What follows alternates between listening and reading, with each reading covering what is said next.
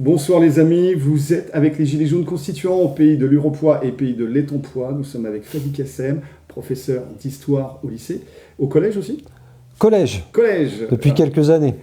Et prochainement de Sciences Po. Eh oui, Sciences Po Paris. Et on va parler des soulèvements oubliés des peuples contre les différentes oligarchies des époques différentes. À chaque époque, son oligarchie. Avec des formes diverses et variées, mais ouais. Alors, on va aller très très loin, parce qu'on va commencer par Savonarola en Italie, Münzer en Allemagne, Cromwell en Angleterre, première partie. La deuxième partie, Haïti, la révolution bolivarienne. Et la révolution bolivarienne. Et puis, après, la révolution de 1905 en Russie, 1910 au Mexique. Et puis... les années de la guerre civile russe. 18 à 21, 1918. Voilà, la Makhnovchina en Ukraine. Voilà les amis, on va essayer d'être court, concis. On a un super prof d'histoire avec nous, donc normalement on va réussir à le faire. Dans les temps, on va essayer de se mettre un quart d'heure. Ouais. On y va. Alors c'est bien que tu as annoncé, il y aura 3 temps. Le premier temps, c'est de la fin du XVe siècle là, jusqu'au milieu du XVIIe. Savonarola, c'est un moine.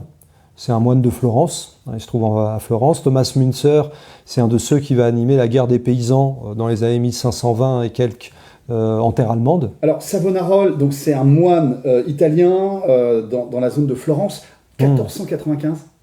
1494, ça va commencer.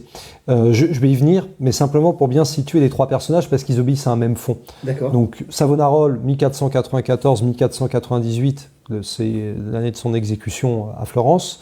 Quand vous allez d'ailleurs à Florence, il y a encore un endroit où on voit le lieu d'exécution de Savonarola. Thomas Münzer, qui a été exécuté lui aussi en 1525.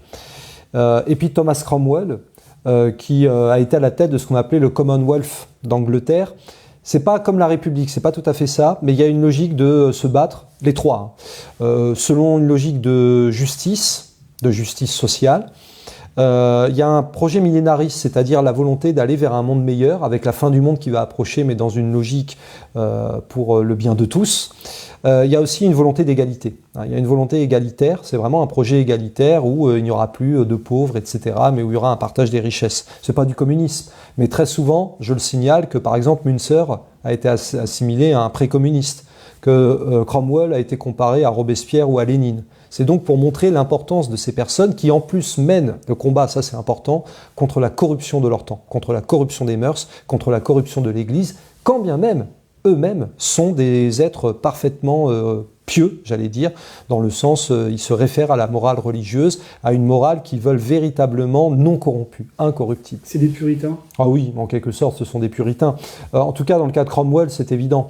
On ne peut pas forcément utiliser ces termes pour Savonarola en particulier, parce que le puritanisme n'est pas encore présent, mais en tout cas, ils combattent tous les vices, et ils existent, et ils sont nombreux au sein de la papauté. Corruption des mœurs, corruption par l'argent, corruption par la chair aussi, voilà. Alors, Savonarola, comment ça se passe ? Est-ce qu'il est tout seul ? Il n'est pas tout seul. Il va se retrouver à la tête de la commune de Florence, grâce à ses prêches millénaristes, où il annonce la fin des temps. Il annonce la fin des temps qui arrive, la catastrophe. Et la catastrophe se produit parce qu'il y a les guerres d'Italie. Il y a les guerres d'Italie, avec notamment l'invasion par le roi de France à l'époque, à la fin du XVe siècle. Donc par conséquent, il prédit des catastrophes à venir pour l'Italie et il commence à être écouté. Il commence à être écouté par une population qui, de surcroît, en a ras-le-bol de la corruption qui règne au sein de l'Église et puis au sein des grandes familles aristocratiques florentines, notamment du côté des Médicis.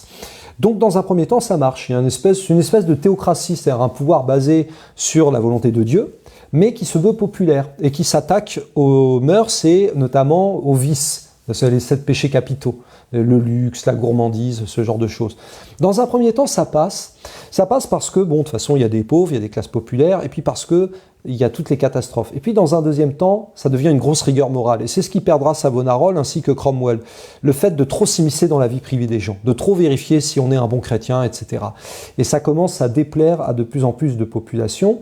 De surcroît, l'aristocratie n'a pas abdiqué et elle va jouer sur des sentiments anti-Savonarola en exagérant les traits naturellement pour renverser ce moine florentin qui devenait gênant pour le pape corrompu, qui devenait gênant pour l'aristocratie elle-même corrompue à Florence.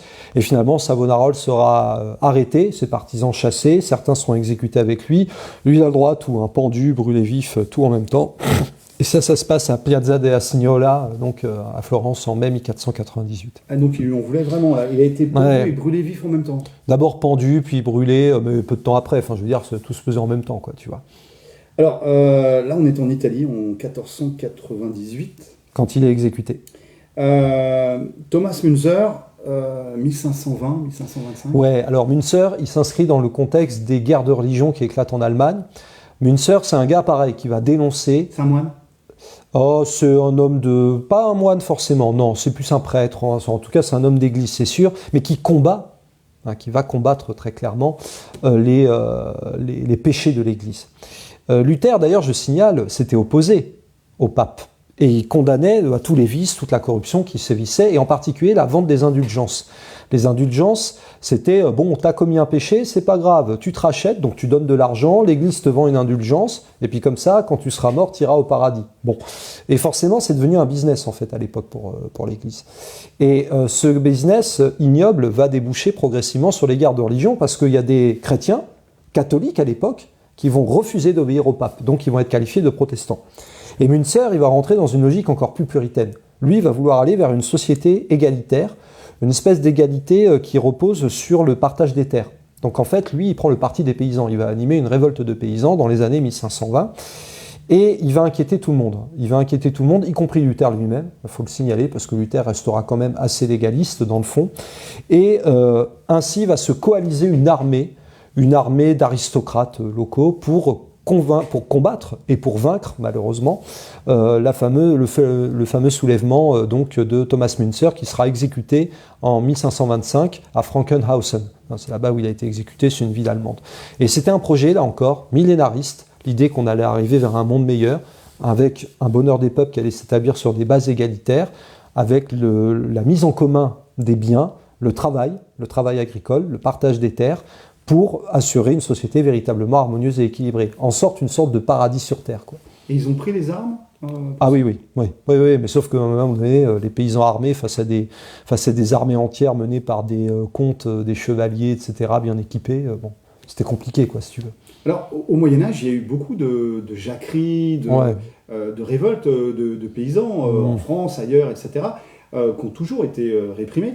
Mais il n'y avait pas de projet politique aussi affirmé que le projet de Müntzer. Il n'y en a pas, non. À ce point-là, non. De toute façon, la Révolution française, ce sera la grande césure, parce que c'est vrai qu'il n'y a pas eu autant. Non. Alors, on va passer à Cromwell, en Angleterre, 1650. Ouais, alors Cromwell, il est issu de la gentry, c'est la petite bourgeoisie terrienne de l'époque, donc il ne fait pas partie des grandes familles aristocratiques. Et il va être l'un des principaux dirigeants du combat contre Charles Ier, qui est perçu comme un tyran, un monarque absolu, une sorte de Louis XVI de l'époque, si tu veux. Il sera d'ailleurs, Charles Ier, vaincu et décapité en janvier 1649, et à partir de ce moment-là, va se mettre en place ce qu'on appelle le Commonwealth. Alors, on traduit souvent en français par république. En fait, c'est pas tout à fait une république. C'est plus un espèce de régime confédéral qui cherche vraiment, hein, c'est ça l'objectif, à mettre en commun les biens, à assurer là encore un principe d'égalité. Et d'ailleurs, c'est ce que je disais tout à l'heure. Cromwell va être comparé historiquement à Robespierre ou à Lénine. Et eux-mêmes vont être comparés à Oliver Cromwell. Je dis tout ça parce que dans le fond, le Cromwell, c'est aussi un puritain. C'est-à-dire qu'il déteste les vices, il déteste la corruption, etc.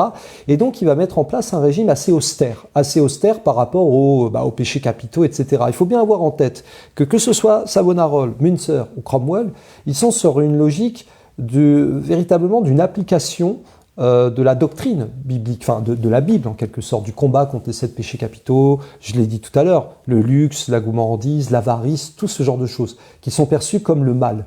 Eux, ils sont véritablement pour une application du bien sur terre. Et l'idée de Cromwell, c'est ça, c'est d'avoir un bien commun, une prospérité mutuelle pour tous. Ça ne veut pas dire qu'il ne peut pas avoir des inégalités de salaire, etc. Bon, là encore, ce qui va faire défaut à Cromwell, c'est la grande rigueur dans les mœurs. Une trop grande rigueur dans les mœurs. À un moment donné, quand on veut appliquer une rigueur dans les mœurs, il faut l'appliquer de manière, on va dire, souple. Et ce sera malheureusement pas le cas. Cromwell décédera, en tout cas il perd le pouvoir et il décède en 1658, et 2 ans plus tard, ça va être le rétablissement de la monarchie qui évoluera vers une monarchie parlementaire au Royaume-Uni. Alors à l'époque, et toujours, les lords, les seigneurs anglais, les aristocrates possèdent la terre. Alors, Bien sûr. C'était expropriation de la terre. C'était quoi le programme de Cromwell? Ça allait pas forcément jusqu'à l'expropriation. En tout cas, ça allait vers un plus grand partage. Encore une fois, une prospérité mutuelle, une plus grande distribution des richesses, sans attaquer complètement les lords, du moins certains lords. Certains lords ont pu être attaqués. Je signale que Cromwell lui-même a eu le titre de Lord Protector. C'était son titre à partir de 1653 pour assurer justement la protection de ce Commonwealth et mener le combat contre les lords qui avaient pris le parti du roi, si tu veux. D'accord. Donc là, on est quand même sur des épisodes historiques fondamentaux, où il y a un mélange de religion, de spiritualité, ouais, très fort. De millénarisme, tout à fait. De puritanisme. La deuxième partie, c'est les guerres de libération coloniale. D'émancipation, ouais. On commence par Haïti. Alors ça, c'est oublié dans l'histoire de Fernand Nathan. Il n'y a pas... On n'en parle pratiquement plus, bien sûr. On commence à en reparler un petit peu, pas forcément pour les raisons qu'il faut, mais Haïti s'appelait Saint-Domingue. Et puis, en 1791... Alors, esclavage, économie du sucre, complètement, la canne à sucre... Complètement. Voilà. C'est l'esclavage, c'est le commerce triangulaire, c'est-à-dire que les Européens allaient chercher des esclaves en Afrique, qui par parenthèse avaient été capturés non par des Européens, mais par des chefs de tribus et de guerre africains, qui la revendaient aux Européens. Puis les Européens déportaient ces esclaves en Amérique, les faisaient travailler dans les plantations, les mines, les machins, et toutes les richesses produites allaient en Europe. Sauf pour les colons locaux aussi. Alors, les colons locaux, c'était l'oligarchie locale, ce qui a donné les béquets actuellement en Martinique, tout en à fait, etc. Exactement, exactement. Je signale d'ailleurs qu'en fait, la décolonisation, je dis bien la décolonisation, n'a pas véritablement eu lieu même dans les territoires d'outre-mer, puisque le pouvoir oligarchique y est toujours présent. Il contrôle la distribution, les ports, le commerce. Complètement. Donc ça, de ce point de vue, il n'y a pas eu de décolonisation. Alors comment ça s'est passé avec les béquets d'Haïti ? Alors concrètement, ce qui s'est passé, lorsque la Révolution française éclate, elle va se répandre à Saint-Domingue. Et celui qui va prendre la tête de la révolte, ça va être Toussaint Louverture. Ça va être sanglant, notamment pour les béquets. Ça va être sanglant parce que ce que souhaite Toussaint Louverture, c'est l'indépendance. Elle va être accordée en 1804, cette indépendance d'ailleurs, même si il faudra quand même, ça c'est important, il faudra payer pas une contribution, mais je cherche le mot en tout cas, il faudra rétribuer en quelque sorte les anciens propriétaires d'esclaves, il faudra leur payer une indemnité. Voilà, je cherche le mot. Alors pour le coup, ça a été l'État français, en l'occurrence. Il a été obligé de payer une indemnité.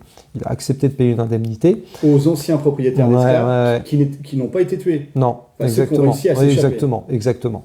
Ce sera la même chose en 1848, je signale, lorsque l'esclavage sera aboli, la République acceptera de payer une indemnité aux anciens propriétaires d'esclaves.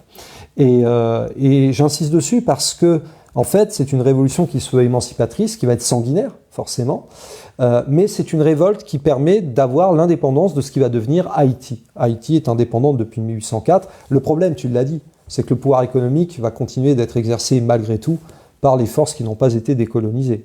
Et on voit aujourd'hui l'état d'Haïti. On va passer maintenant à la révolution bolivarienne. Bolivar, Simon Bolivar, c'est une référence aujourd'hui. Alors, Amérique du Sud. Mais justement, il est espagnol à la base. Il est même colonie espagnole. Ah non, mais lui, il est de la cour d'Espagne. Il faut savoir qu'il est de la cour d'Espagne, Bolivar. Il n'est même pas sud-américain. Simplement, il a pris le parti de la Révolution du côté de l'Amérique du Sud.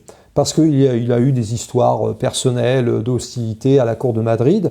Et donc, il va se retrouver à la tête des mouvements insurrectionnels du côté de l'Amérique du Sud dans les années 1810-1820. De manière non négligeable. Pourquoi ? Parce qu'il faut quand même signaler que Bolivar, aujourd'hui, ça a laissé son nom au régime officiel de Caracas, au Venezuela. On parle de la République bolivarienne du Venezuela, par exemple. Bolivar, c'est celui qui va animer le mouvement de révolte qui va déboucher dans les années 1810-1820 sur la création de toutes les républiques d'Amérique du Sud. D'Uruguay, de Colombie, du Venezuela, naturellement, de Bolivie. Le nom Bolivar, Bolivie, on le voit bien. Et c'est ainsi que c'est lui qui va permettre, et c'est important de signaler ça pour une bonne raison. Je viens de parler des années 1810-1820. Ce grand mouvement d'émancipation, d'indépendance, de décolonisation, eh bien, il aura des répercussions en 1830, lors des Trois Glorieuses en France, et en plus ça pète également à Varsovie, et puis dans ce qu'on a appelé le printemps des peuples en Europe en 1848, lorsque ça explose contre les aristocraties locales, contre les oligarchies locales, et où c'est à ce moment-là où va avoir la volonté que se crée une véritable souveraineté nationale et populaire.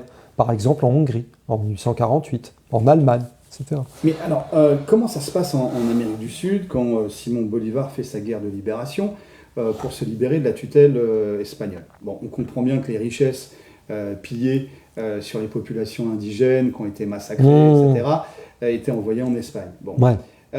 Mais par rapport aux grands propriétaires terriens locaux, par rapport, est-ce que...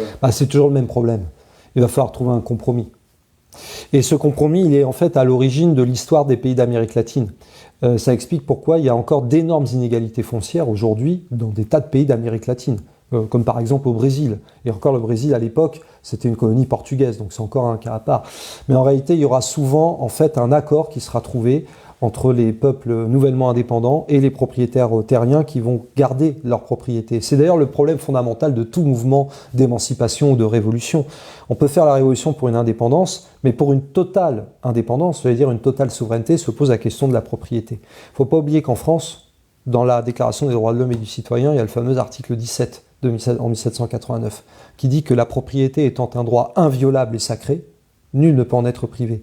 Mais il faut bien comprendre par là qu'est-ce que c'est. C'était la volonté des bourgeois locaux, des oligarchies locales, de protéger leurs propriétés contre les mouvements insurrectionnels populaires. Les excès de propriété. Bien sûr. Bien sûr, quand je parle de ça, je parle des propriétés terriennes, je parle des châteaux, je ne parle pas des petits biens meubles ou ce genre de choses. Mais alors, donc là, sur la guerre de révolution d'indépendance de Simon Bolivar, on n'est pas du tout dans une optique haïtienne où ils ont été, les colons ont été soit chassés, soit tués. Là, non, il y a pactisation avec... Qui est par-ci par-là éventuellement. Une révolution, ça se fait pas d'amour et d'eau fraîche généralement. Donc à certains endroits, il y a eu pas des massacres, mais en tout cas, il y a eu des morts, ça c'est certain. Mais globalement, les peuples locaux ont parfaitement compris, en tout cas les dirigeants qui menaient la révolution dont Bolivar avaient bien compris qu'il fallait s'entendre avec ceux qui tenaient le pouvoir et qui étaient attachés à la cour de Madrid au départ. Bon, il faut avouer aussi qu'il y avait un avantage, c'est que Madrid, c'est très loin de tout ça, et que l'Espagne était une puissance déclinante à l'époque. Donc elle avait du mal à tenir l'Amérique du Sud. Elle a dû lâcher, il n'empêche que les propriétaires, pour les rassurer, il a fallu s'entendre avec eux. On va passer à une période plus contemporaine, la révolution de 1905. En Russie. Qui est l'autre révolution russe, qui est moins connue que celle de 17. Elle est beaucoup moins connue, ouais. Qu'est-ce qui s'est passé? Pourquoi? Comment? Et ça aboutit à quoi? La Russie, dans une situation économique très difficile, c'est un pays agraire, il y a plus de 90% de paysans à cette époque. C'est un pays agraire, mais avec de nombreuses famines. Parce que sous l'époque tsariste, il y en a eu des famines. On en parle très rarement d'ailleurs de celle-ci, curieusement. Et puis en plus, la Russie vient d'être battue par le Japon. Dans une guerre dans le Pacifique. Le tsar est de plus en plus contesté. Il a de plus en plus un pouvoir absolu. Et donc il va avoir effectivement un soulèvement à la fin de l'année 1905 qui part du côté de Saint-Pétersbourg, notamment, à ce moment-là.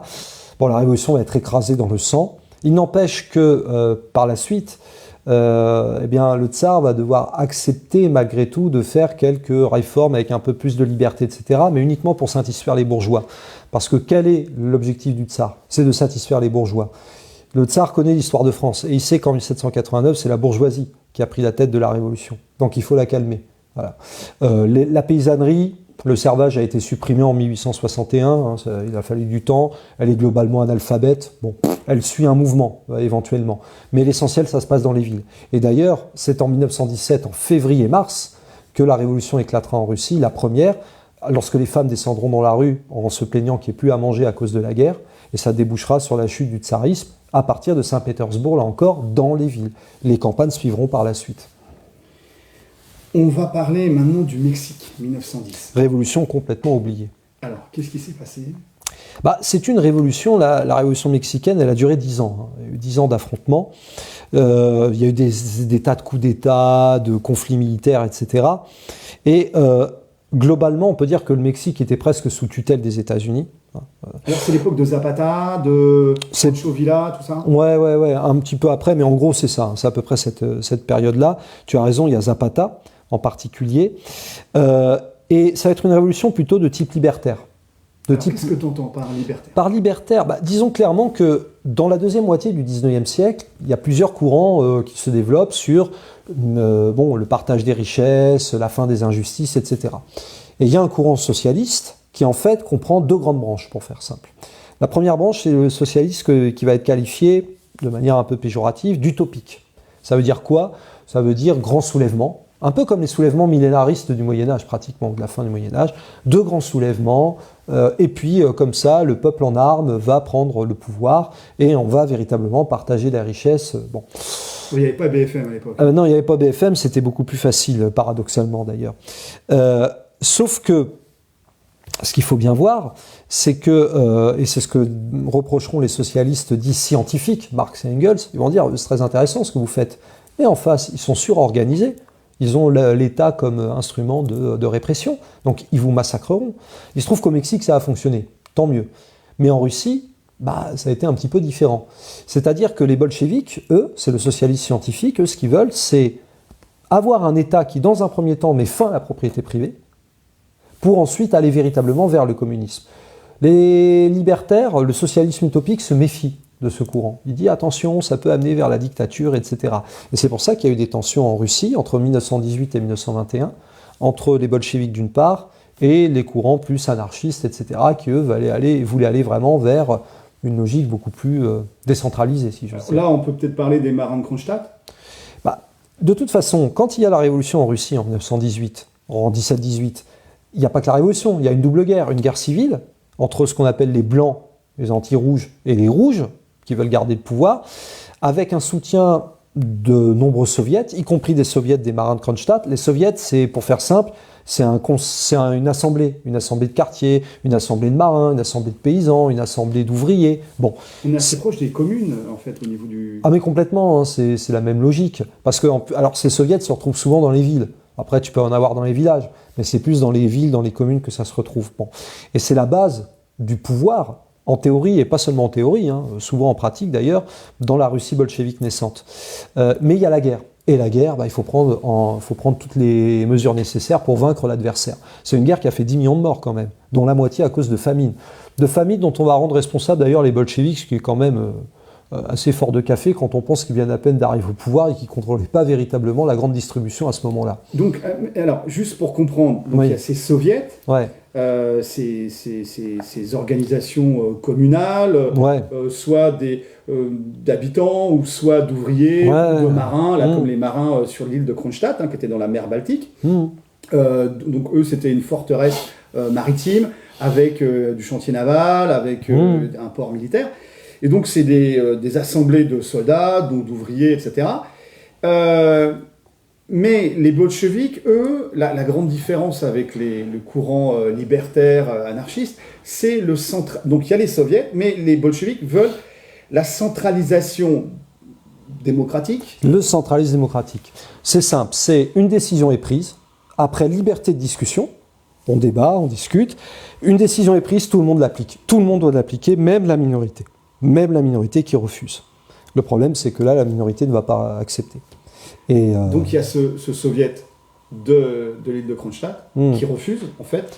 Et qui progressivement va être de plus en plus véhémente en termes de revendications sociales, à un moment où en plus la Russie elle est en lambeaux. Lénine a même cette formule, il dit finalement la Russie n'est pas assez civilisée pour passer directement au socialisme. Il faut une étape transitoire qu'il va qualifier de NEP, de nouvelle politique économique.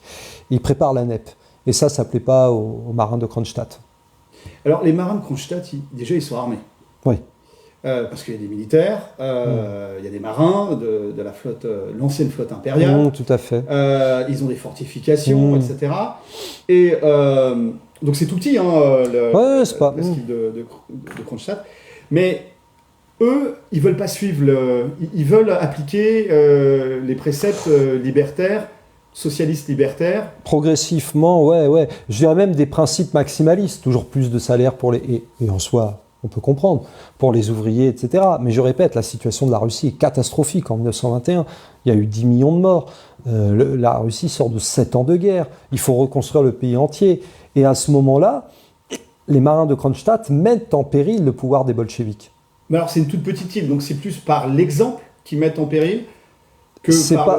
Oui, c'est par l'exemple. Bon, et aussi quand même par l'exemple, tu as raison, parce que dans le fond, ça peut avoir un effet d'entraînement, de soulèvement. Il faut empêcher un effet d'entraînement d'un possible soulèvement qui ferait tache d'huile dans le reste de la Russie, potentiellement. Parce que la Russie n'est pas encore parfaitement contrôlée à ce moment-là. Alors là, Lénine envoie Trotsky. C'est Trotsky lui-même, d'ailleurs, qui va s'en occuper. Il dirige l'armée rouge, Trotsky, depuis 1917. C'est lui qui l'a organisé, voilà, et c'est lui qui... Je précise quand même qu'avant d'en arriver là, il y a eu des négociations entre les bolcheviks et les marins de Kronstadt pour trouver un accord, pour empêcher que ça explose. Bon, ça a explosé. Ça fait partie de l'histoire. De toute façon, écoute, quand ça explose, qu'il y a des armes, il y a des morts. Alors, on va continuer sur cette période-là. On va parler de la Makhnovchina. On est dans le sud-est de l'Ukraine. On est en Ukraine, oui. Les armées allemandes, il y a eu la paix avec l'Allemagne, entre la Russie et l'Allemagne. La Russie est en guerre civile. Les Allemands ont laissé d'énormes stocks de munitions et d'armes sur le territoire de l'Ukraine. Et il y a ce soulèvement, alors anarchiste, socialiste, libertaire, enfin tu peux mettre les concepts que tu veux derrière. Qui se soulève? Des paysans, des militaires? Ouais, il y a pas mal de paysans. Alors il faut comprendre aussi le contexte, encore une fois, pour bien comprendre ça. Le mot d'ordre de Lénine, et il l'a très vite tenu, c'était paix immédiate. Il voulait sortir de la Première Guerre mondiale, ce que souhaitaient d'ailleurs les Russes. Ils ne voulaient plus entendre parler de la guerre. Mais en faisant ça, le traité qui a été signé, le traité de paix, faisait perdre l'Ukraine en gros à la Russie. Et l'Ukraine devient indépendante à ce moment-là. Mais indépendante sous le contrôle des Allemands, toutes les aristocraties d'Europe de l'époque. Et Makhno, c'est celui qui va incarner la résistance et le combat contre les Blancs russes, aider des armées étrangères, exactement. Et qui après, forcément, alors il va s'allier aux bolcheviks, parce que les bolcheviks, ils ont les mêmes ennemis. Sauf qu'à un moment donné, il va se poser le problème central. Les bolcheviks n'ont pas accepté la perte de l'Ukraine, pour une bonne raison. C'est que quand ils avaient réclamé une paix immédiate, ils avaient réclamé une paix sans perte, sans annexion, sans rien, un statu quo. Donc autrement dit, qu'ils conservent l'Ukraine. Or, ils perdent l'Ukraine et les pays baltes. Et en étant allié à Makhno dans un premier temps, ça se passe bien parce qu'il y a les mêmes ennemis, mais ensuite, Makhno va s'opposer à la centralisation impulsée depuis Moscou, dans le cadre de ce qui va devenir progressivement l'URSS. Alors, il y a des zones libérées pendant des mois et des mois, voire des années, dans le sud de l'Ukraine, qui sont administrées et gérées de façon autonome au niveau des communes, avec une organisation très horizontale, y compris au niveau des milices, des soldats pour défendre ces zones-là. Et ça plaît beaucoup au peuple. Bien sûr, les communes libres, bien sûr. Ah, on a fait une vidéo précédemment sur les communes libres. Là, on est sur un process. Alors, dans une époque chaotique, puisque tu rappelles qu'il y a les famines, et il y a la guerre qui vient de se finir, il y a la guerre civile du côté russe.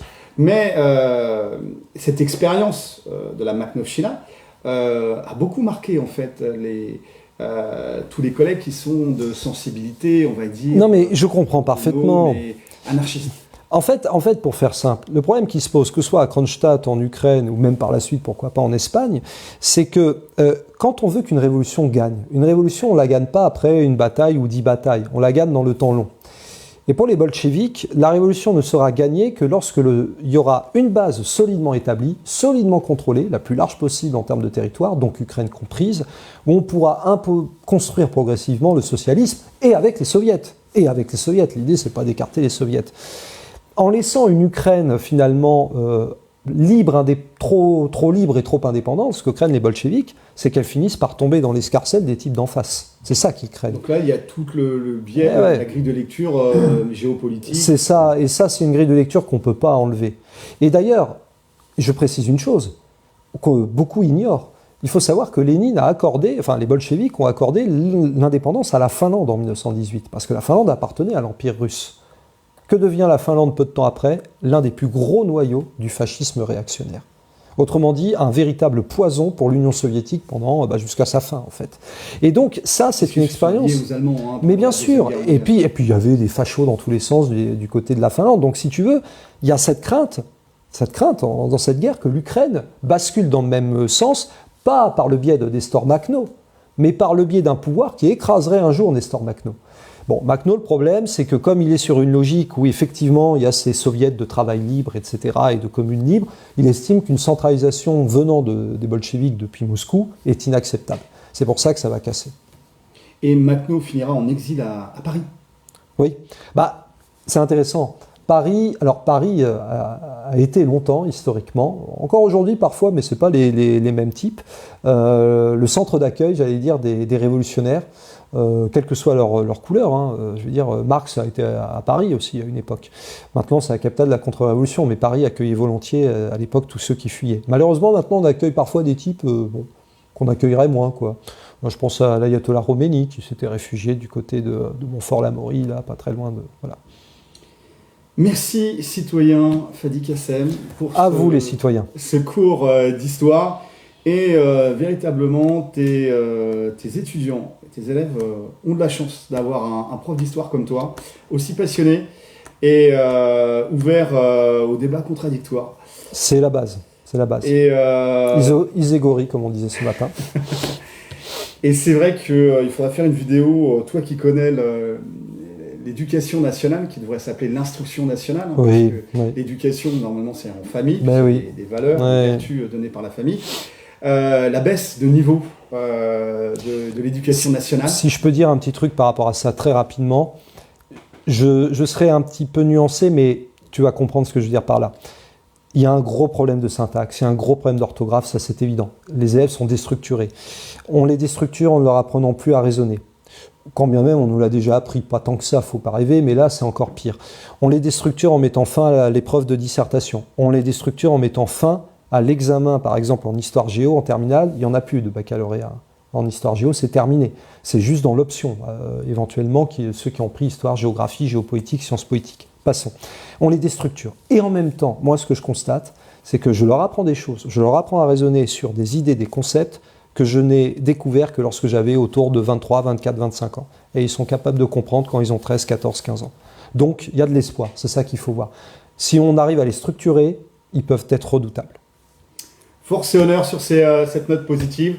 On lâche rien, les amis. Mort à la dette, à bas l'usure et vive le bien commun.